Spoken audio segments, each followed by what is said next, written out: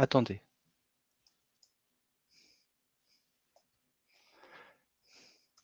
Bonjour à toutes, bonjour à tous.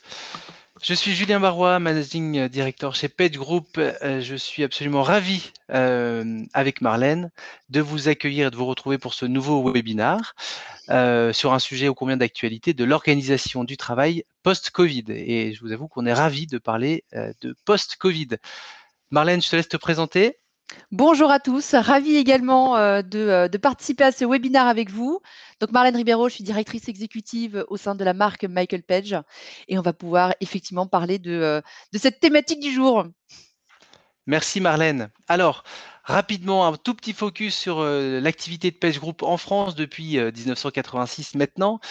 Et c'est 700 collaborateurs à votre disposition qui vont intervenir sur nos 4 marques principales, l'executive search via notre marque Page Executive, le recrutement de cadres supérieurs et cadres dirigeants par la marque Michael Page, qui intervient également au travers de sa marque Michael Page Interim Management sur les problématiques d'intérim cadre et d'intérim management.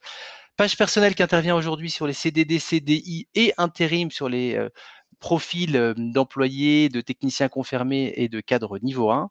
Et Page Outsourcing qui aujourd'hui intervient et propose des solutions RPO pour nos clients qui rencontrent des problématiques de recrutement dites volumiques. Voilà pour la présentation de PageGroup et on est bien évidemment à votre disposition si vous aviez d'autres questions. On vous encourage à poser des questions sur le chat. On tentera d'y répondre dans la seconde partie de ce webinaire lors de la partie Q&A. Voilà, donc en tant qu'expert du recrutement, il nous semble assez évident de continuer à suivre et décrypter les évolutions de marché qu'on constate bien évidemment en échangeant tous les jours avec nos clients et puis tous les jours avec des centaines, même des milliers de candidats chaque jour rencontrés par nos collaborateurs. Et donc aujourd'hui, l'idée étant d'échanger sur l'organisation du travail après cette période bien particulière qu'on a tous vécue avec ces confinements, notamment ce premier confinement qui a imposé à un certain nombre d'organisations soit de télétravailler, soit de mettre à disposition des organisations de travail différentes sur site. Et l'idée étant aujourd'hui d'essayer de faire, alors qu'on est à la croisée des chemins, tirer des enseignements de cette période bien particulière, essayer de répondre avec vous aux changements qui sont attendus sur le long terme par nos collaborateurs, par vos collaborateurs, mais aussi par vous, notamment dans l'organisation du travail, l'organisation du travail de demain. Et donc pour ça, on a un petit sommaire sur lequel on essaiera de répondre à 3 thématiques. La fonction RH et manager, on a appelé ça la partition à 4 mains. On verra que l'importance de travailler ensemble. Également, une deuxième thématique, les nouveaux modes de travail et les nouveaux enjeux pour les managers. Et en dernier point, un focus sur les risques psychosociaux. On a constaté qu'il y avait assez peu d'éléments, notamment dans les médias sur ces sujets-là, et on a tenté de vous donner des éléments de réponse, des tips pour aussi souligner ce sujet qui est un sujet important. Et puis en fin de webinaire, il y aura cette partie Q&A où on tentera de répondre à vos questions que vous pouvez poser sur le chat. Marlène, c'est à toi. Merci beaucoup Julien pour cette brillante introduction. Alors on va passer dans le vif du sujet sur les enjeux qu'ont vécu les RH et les managers sur cette année Covid. On va parler cette année Covid. Alors on s'appuie sur une étude IFOP qui a été réalisée auprès de 500 décisionnaires RH. Cette étude est récente puisqu'elle a été faite en avril 2021 et donc elle couvre leurs sentiments, leur vue sur la période mars 2020, avril 2021. Donc, et là, on les a interrogés sur les difficultés qui ont été rencontrées par les collaborateurs. Et voici les thématiques, voici les résultats qui sont ressortis de l'étude IFOP. Sur les thématiques, je vous laisse les regarder. Pas de grande surprise sur les thématiques qui ont été abordées par les RH. Néanmoins, ce qui est un peu surprenant, c'est la proportion, ce sont les chiffres.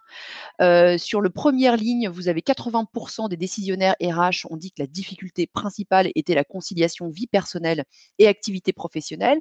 Moi, ce chiffre, il m'interpelle parce que pour plusieurs choses, c'est que on peut l'interpréter de plein de façons, mais on sait que ça a été très difficile à concilier, notamment pour les parents, pour cette catégorie où un moment, pendant les confinements avec les enfants, ça a été très compliqué, mais pas que.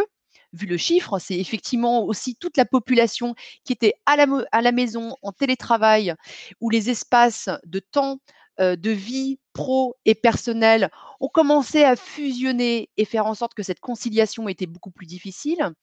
Et troisièmement, je pense que là-dedans, il y a aussi de la prise de conscience d'un certain nombre de collaborateurs qui ont pris du recul aussi sur cette conciliation vie perso et vie professionnelle qui n'avait pas forcément avant le Covid et qui a été mise en avant pendant cette période Covid, et donc beaucoup de personnes qui ont cogité là-dessus, et d'ailleurs beaucoup de personnes qui changent de vie ou qui changent de poste, qui changent de vie, mais qui ont eu vraiment le temps de réfléchir à cette conciliation. Les troubles du comportement, qui est le deuxième élément qui ressort au même niveau que les dysfonctionnements informatiques. Bon, je ne vais pas parler des dysfonctionnements informatiques, vous voyez exactement de quoi on parle. Mais sur les troubles de comportement, bon, la nervosité, bien évidemment, liée au fait parfois de ces réunions qui s'enchaînent, de ce format en visio qui est parfois très dur quand les choses s'enchaînent, mais aussi beaucoup de lassitude et de démotivation, ce qu'il n'y avait pas forcément au départ dans le premier confinement, mais dès que les confinements commencent à se multiplier avec des temps de télétravail qui continuent de courir dans le temps, beaucoup de lassitude et de démotivation des collaborateurs. Et ça, nous, on l'a beaucoup vu en tant que cabinet de recrutement sur des personnes à un moment qui nous ont aussi appelés pour nous dire que cette lassitude, cette démotivation était réelle, et une accélération aussi des départs début 2021. Et ces troubles du comportement ont eu des impacts très très forts. Également, communication avec les collègues, pas de grande surprise, hein, le fait qu'il y ait plus d'informel, qu'il y ait des réunions parfois qui étaient beaucoup plus informatives, moins de collaboratifs, moins d'informel dans quelques structures. Donc ça impacte effectivement les chiffres. Déficit d'information sur les orientations stratégiques et les problèmes de santé, maux de tête, dépression. Tout ça, on va en parler, c'est des risques psychosociaux, on va en parler parce que peu de choses ont été mises en place pour vraiment détecter tout cela. Donc, on va en parler dans un second temps.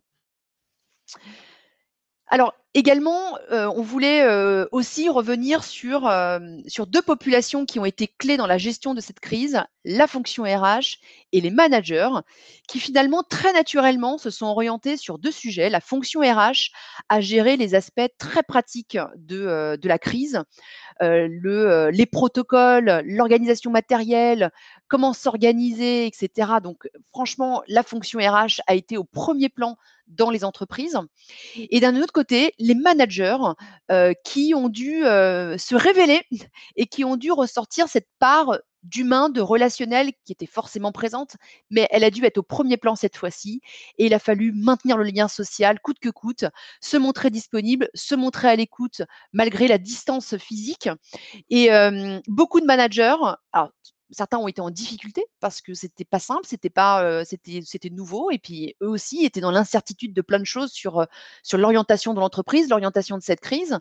Mais beaucoup de managers sont allés puiser dans ces compétences-là, et ont aussi travaillé ou se sont développés managérialement sur cet nouvel aspect, et ça a été bénéfique pour beaucoup de managers. Donc là, on va passer, je te laisse Julien, peut-être passer sur la partie d'après, qui sont les nouveaux enjeux Oui, après et le post-Covid. merci Marlène. Et justement, pour se focus sur le rôle de ces managers, hein, on a quand même constaté qu'ils sont devenus en quelque sorte quelquefois psychologues au quotidien, et que là où le rôle était avant tout opérationnel, avec l'objectif vraiment de mener à bien la partie opérationnelle de leurs responsabilités, là où ils étaient hier probablement premiers de cordée sur un certain nombre de sujets, on leur a retrouvé une position plus centrale dans l'organisation, avec vraiment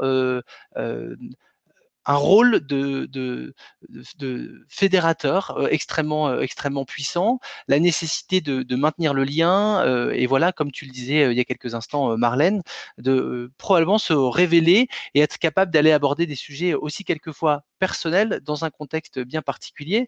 Et c'est quand même remarquable, et certains ont vraiment brillé par ces aspects-là.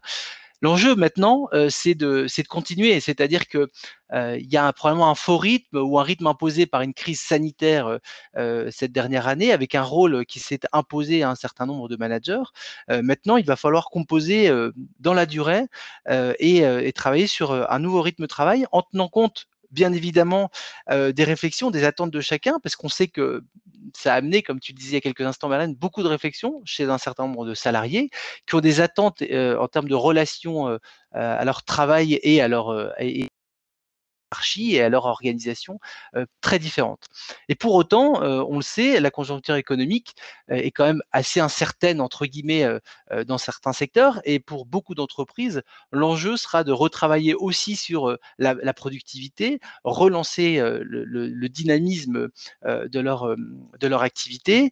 Et ça va être des enjeux de production extrêmement forts. Et il faudra réussir à concilier les nouvelles attentes et avec les attentes classiques de l'organisation pour survivre dans une économie qui est forcément encore impactée par cette pandémie.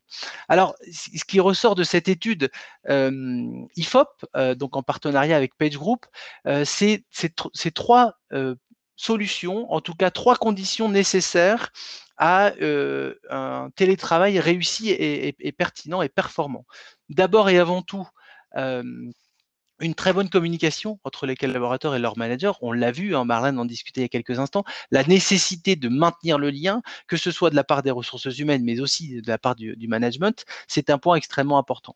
La fixation de règles encadrant les conditions de télétravail, hein, on y reviendra dans quelques instants, mais le début du télétravail pour beaucoup d'entreprises, ça a été le premier confinement et ça s'est clairement imposé. C'est des choses qui n'étaient pas forcément prévues dans les organisations.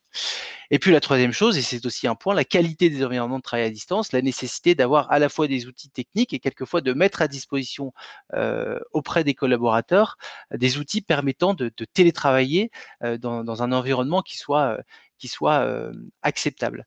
Alors, ce qui est extrêmement intéressant aussi, c'est justement ce contexte où, dans certaines organisations, le télétravail a clairement été imposé par la crise sanitaire et donc on a eu un contingent de néo-télétravailleurs extrêmement significatifs qui ont dû vraiment être confrontés à la découverte de ce fonctionnement.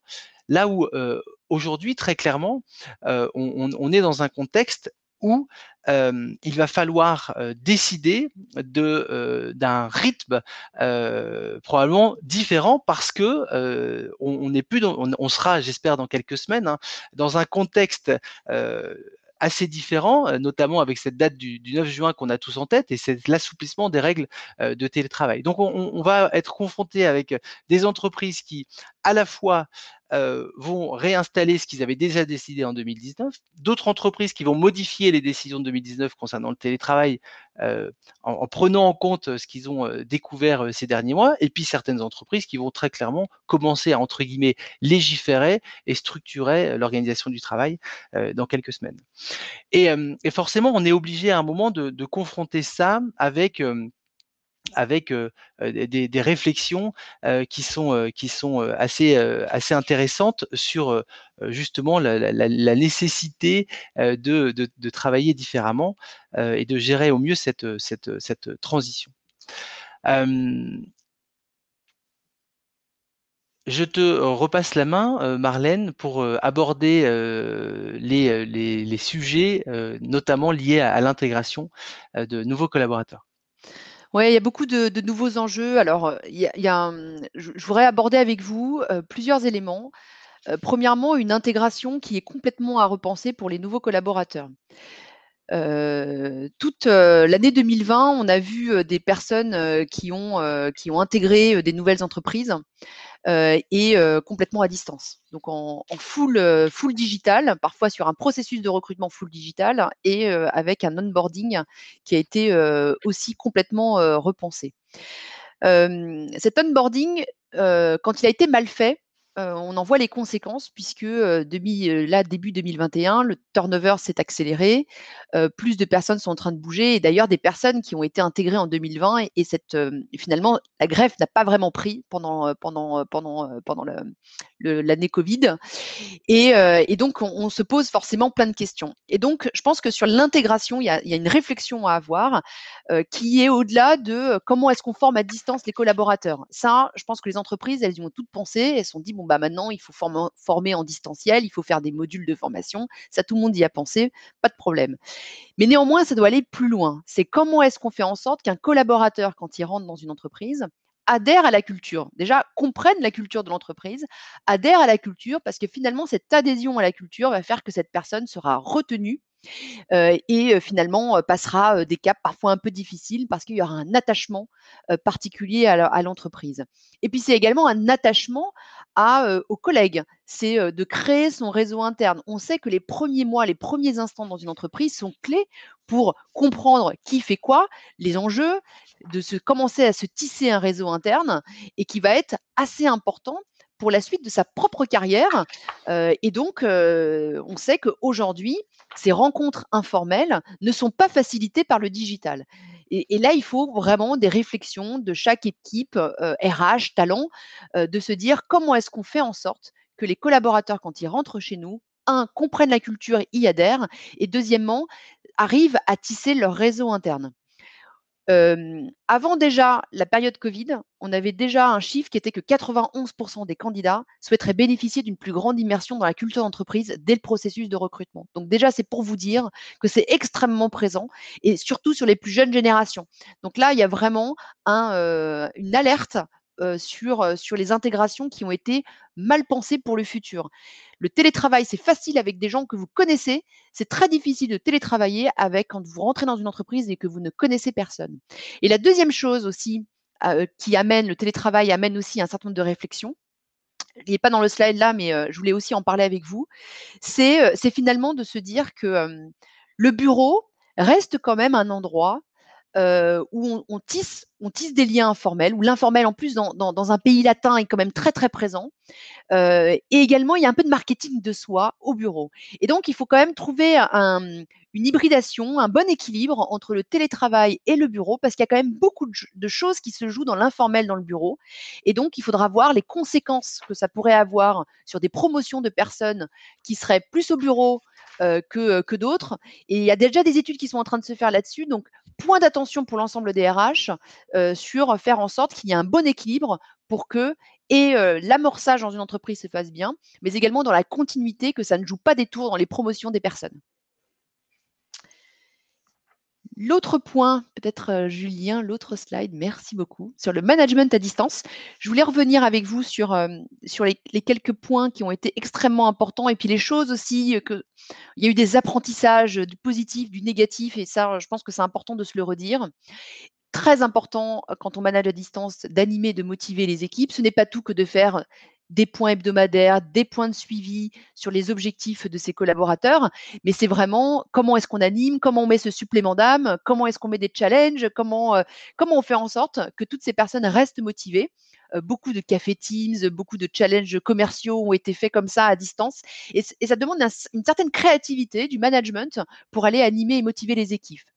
Garantir la bonne santé physique et mentale, hyper dur également. Moi, personnellement, je trouve que ça a été le point qui était particulièrement difficile. Et je le dis aussi en tant que responsable d'équipe et de manager, c'est que finalement, dans un bureau, il est très facile de détecter des signaux faibles de personnes qui ne sont pas bien.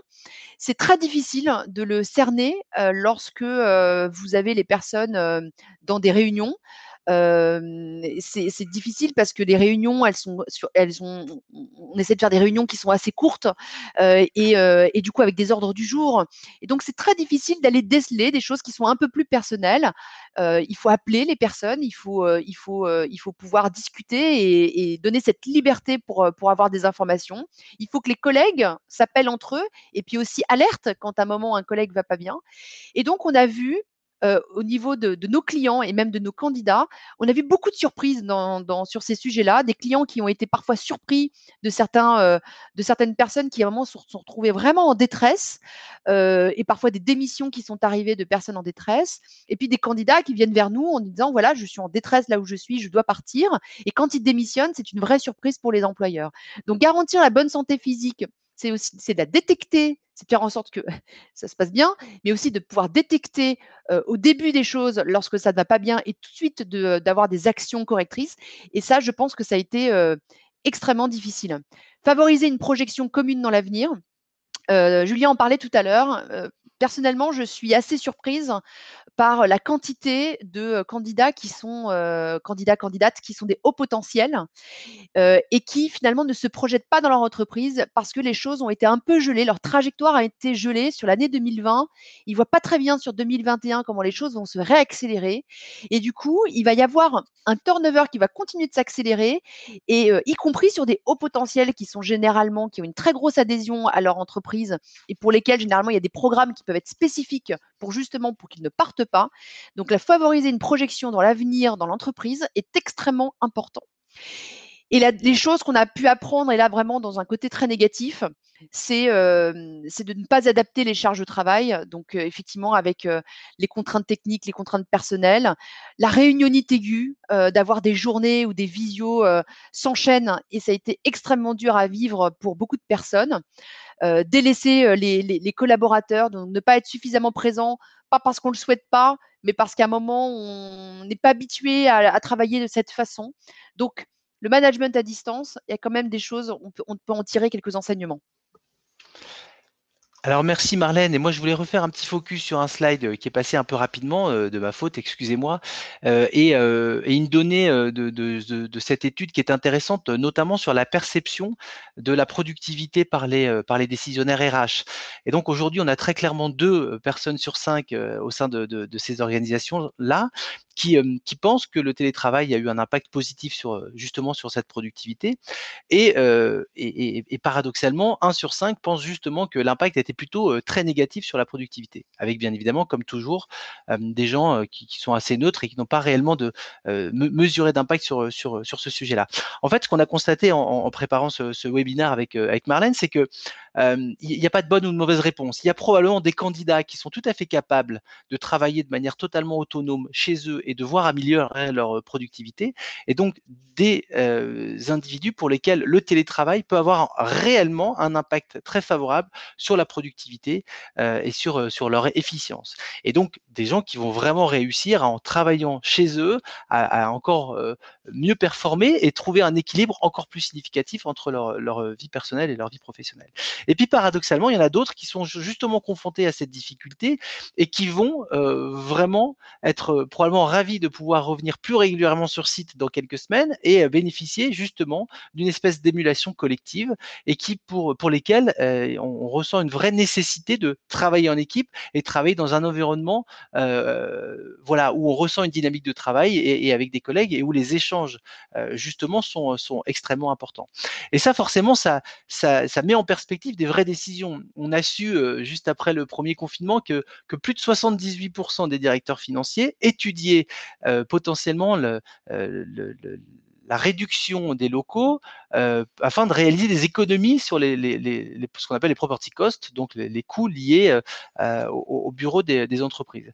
Et ça, c'est un vrai sujet. C'est-à-dire qu'on est maintenant probablement dans le monde d'après, où il va falloir prendre un certain nombre de décisions, de prolongation de bail ou de renouvellement, ou justement de changement, avec des décisions qui sont extrêmement impactantes, dans le sens où on a vraiment constaté que le télétravail probablement ne correspond pas à tous, que le télétravail qui était jusque-là un peu imposé par la pandémie, demain devrait être probablement plutôt proposé. Donc, on ne mesure pas encore vraiment la volumétrie des gens qui vont vouloir revenir au travail, et peut-être plus que 3 jours par semaine, 4 voire 5 jours.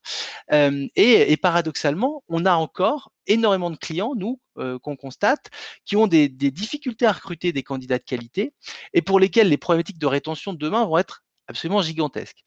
Donc c'est des vrais sujets. Alors on n'a pas forcément la solution, hein, c'est aussi l'objet de cet échange, c'est de soulever des problématiques, mais on sait quand même que les décisions qui seront prises auront des impacts. Alors, est-ce que la priorisation, ça doit être de faire des économies, mais peut-être que ces économies auront un vrai impact sur la rétention, le turnover et donc la productivité de l'organisation. Voilà, autant de sujets qui seront extrêmement intéressants d'étudier probablement dans quelques mois, dans quelques années, et d'avoir vraiment des cas concrets et des analyses sur les décisions prises par ces organisations justement post-Covid. Alors pour en revenir à la thématique des risques justement psychosociaux. On a un peu découvert d'ailleurs ce terme avec le premier confinement. Cette étude IFOP nous révèle quand même certains éléments assez entre guillemets inquiétants, en tout cas inquiétants pour ce qu'on a constaté de cette période pandémique, où seuls 55% des décisionnaires RH nous affirment que des consignes ont été données donc aux managers, au management, pour justement les sensibiliser aux risques encourus par leurs équipes et sur les risques justement psychosociaux.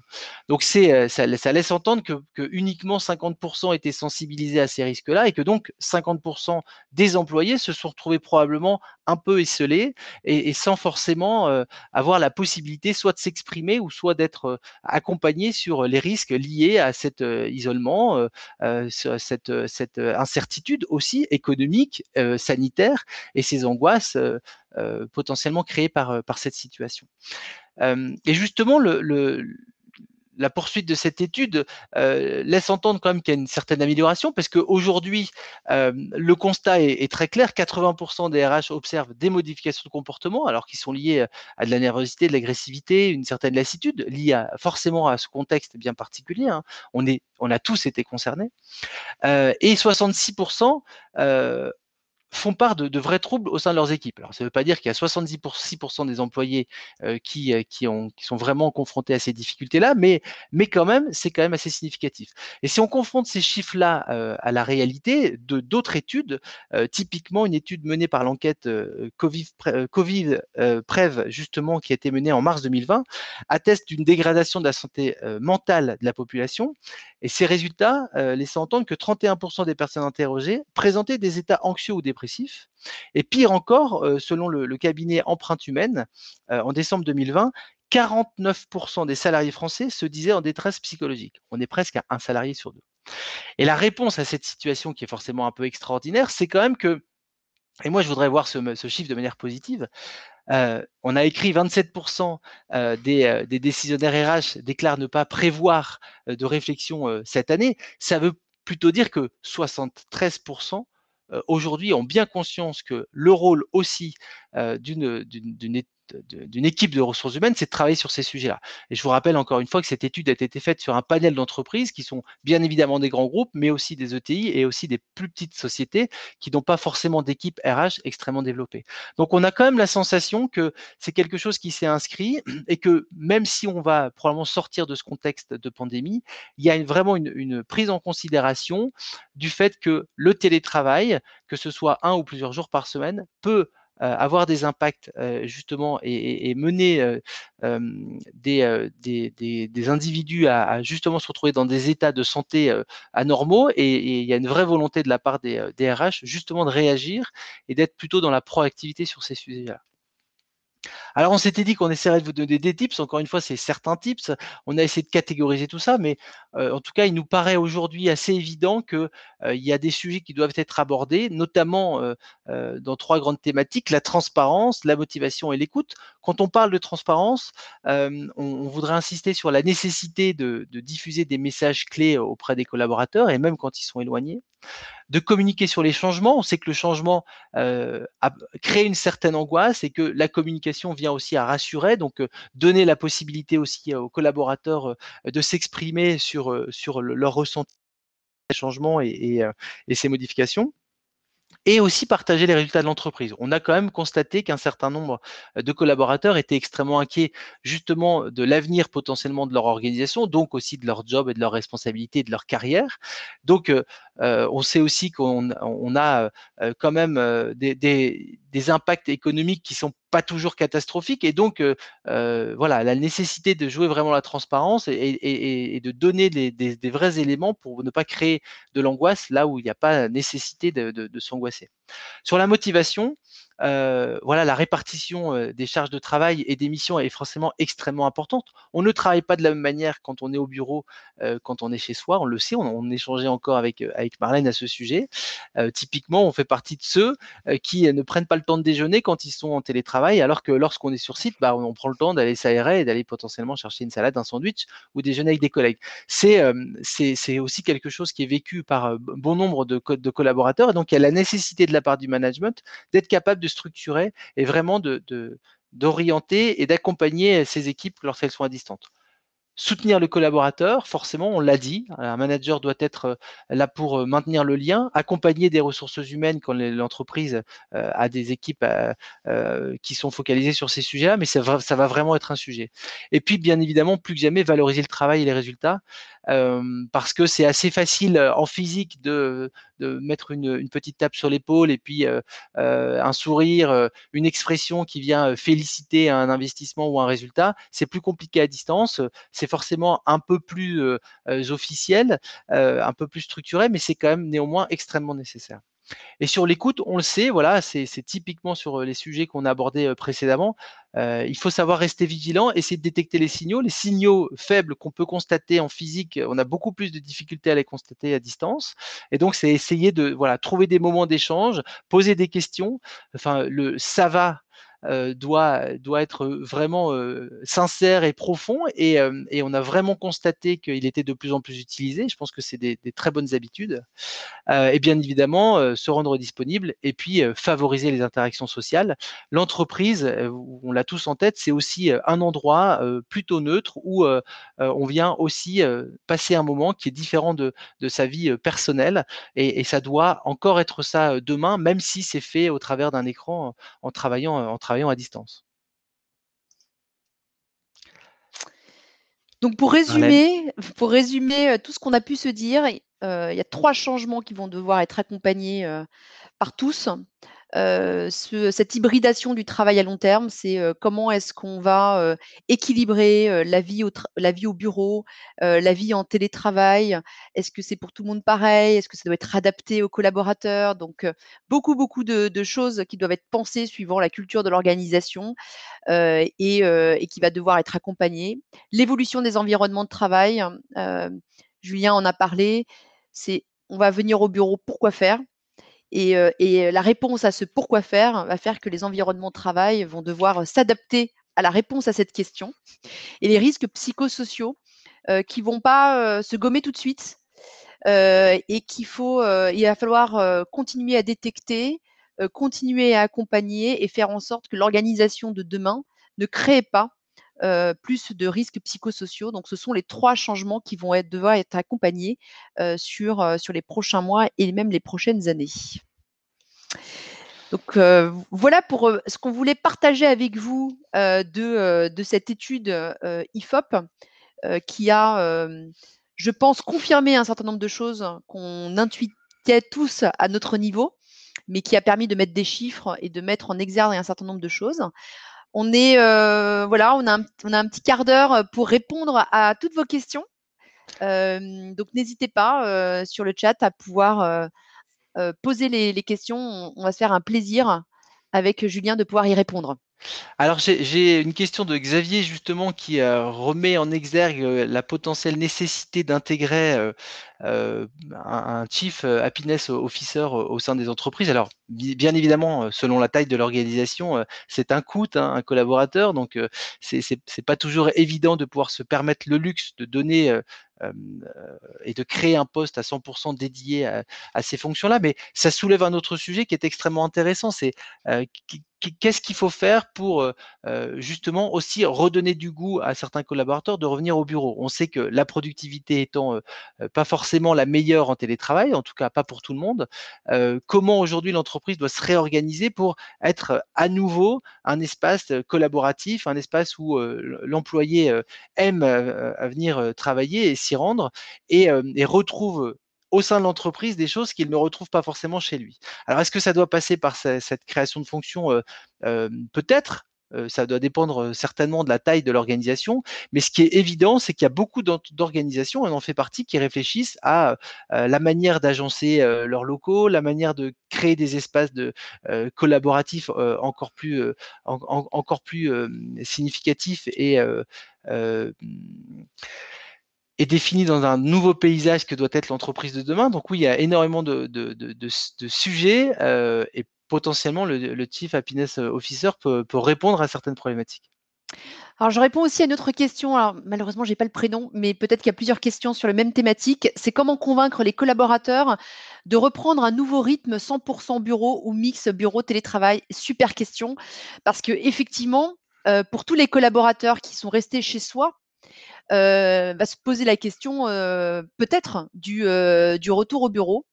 Je pense que la clé, c'est de savoir, c'est finalement d'expliquer ou de discuter avec ces personnes pour savoir ce qu'elles vont retrouver au bureau. On repose la question. Enfin, je pense que cette année, chacun s'est posé la question de se dire, mais finalement, le bureau, il sert à quoi?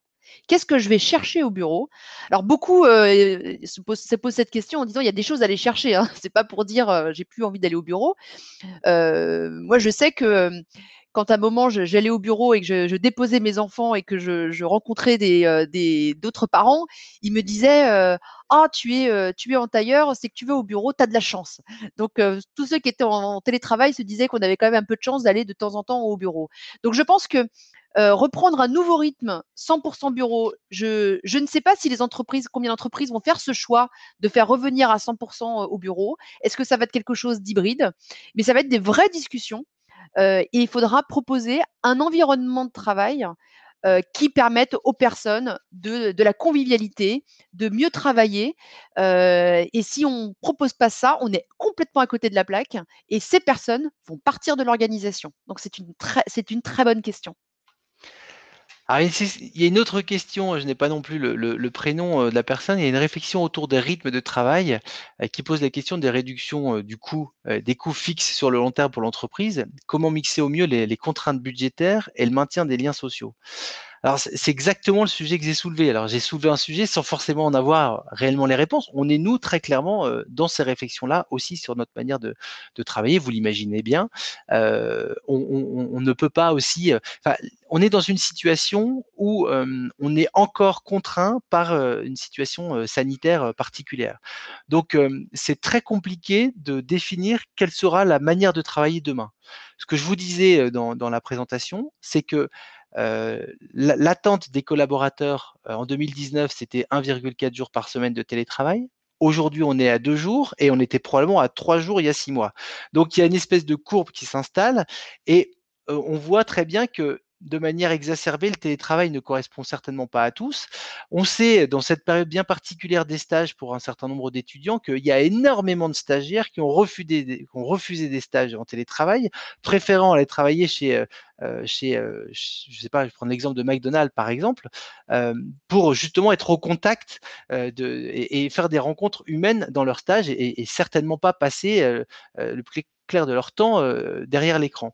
Donc, bien évidemment, il va falloir trouver mettre le curseur au bon endroit. Ça nécessitera et ça donnera probablement la possibilité de réduire un certain nombre d'espaces de travail hein, et donc de réaliser des coûts sur les properties. Ça semble assez évident. Après, vous allez probablement aussi réduire des coûts liés à des réunions qui se faisaient en physique et qui se feront peut-être demain par Teams ou des réunions physiques qui seront moins régulières que ça ne l'était préalablement. Il y a aussi les notions d'environnement et de sustainability qui seront probablement à l'ordre du jour des réflexions d'un certain nombre d'entreprises et donc qui limiteront forcément les déplacements par avion, puis probablement les déplacements en France, donc les coûts des nuitées de chambres d'hôtel, etc.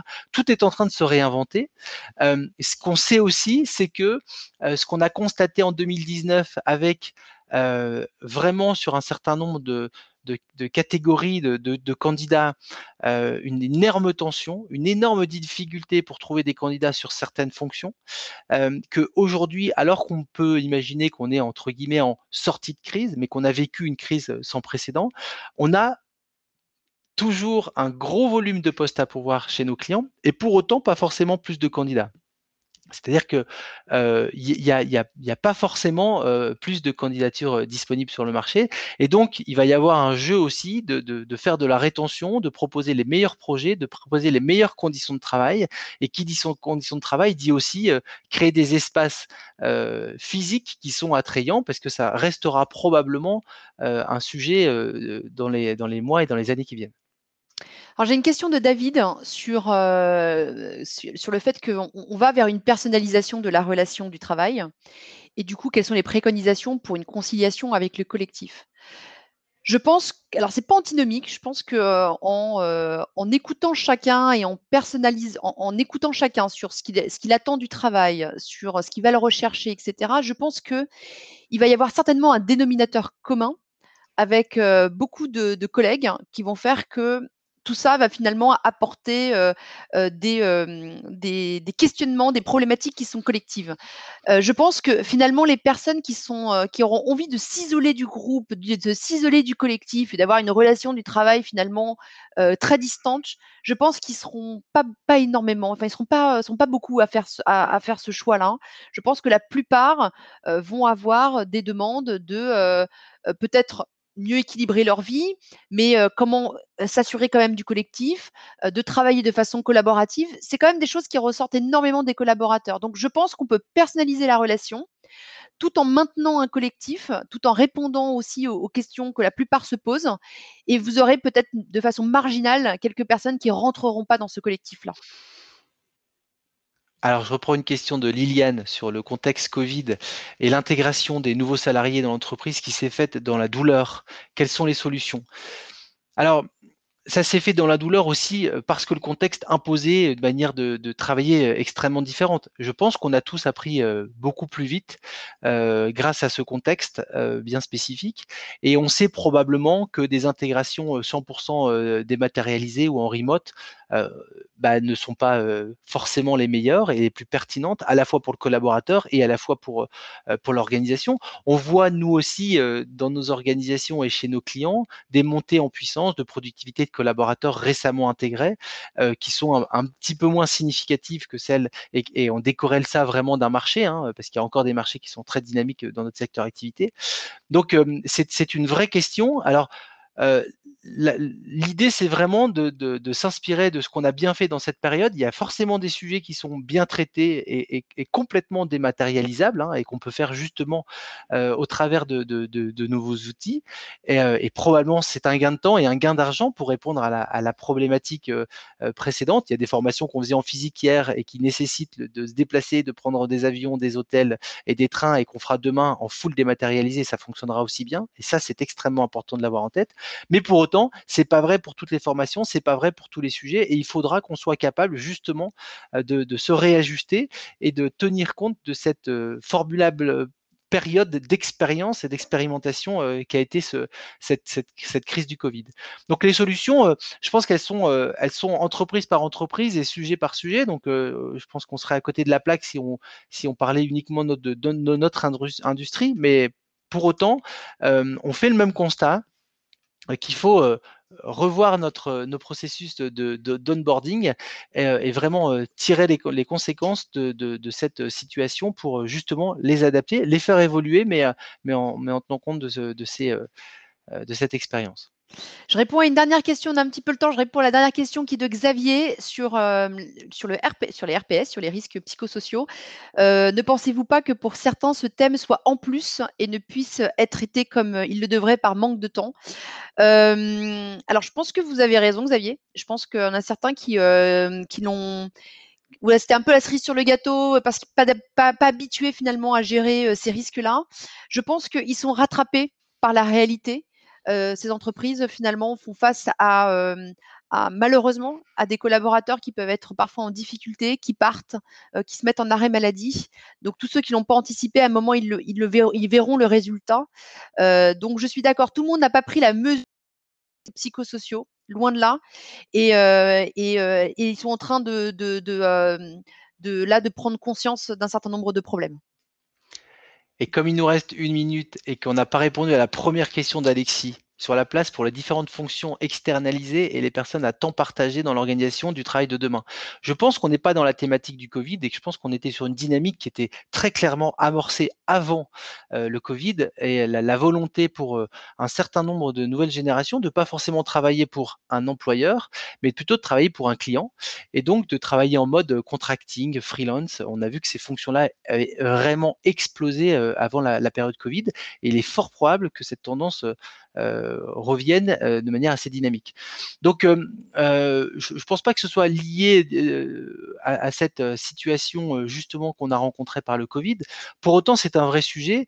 Nous qui travaillons depuis un certain temps, notamment sur des problématiques d'intérim, on a bien vu que les choses avaient tendance à vraiment évoluer. Et je pense qu'il y a une vraie prise de conscience de la part des entreprises et notamment des ressources humaines, mais aussi des managers, de ne plus faire de différence entre un salarié lambda et un externe ou la nécessité de faire travailler tout le monde ensemble pour atteindre un objectif. Et probablement que les outils découverts pendant cette période de Covid pourront probablement, j'espère en tout cas, améliorer quelquefois l'intégration de ces personnes qui viennent quelquefois sur des missions spot au sein de ces organisations. Merci à tous. J'espère qu'on a répondu à toutes les questions que vous posiez avant ce webinar. Vous avez le support, hein, donc tous les slides qu'on vous a présentés, vous avez le support. C'est le timing. Il est temps de rejoindre les terrasses pour ceux qui auront la capacité d'aller en terrasse. On vous souhaite une excellente journée et on vous dit à très bientôt. Merci à tous, à très vite.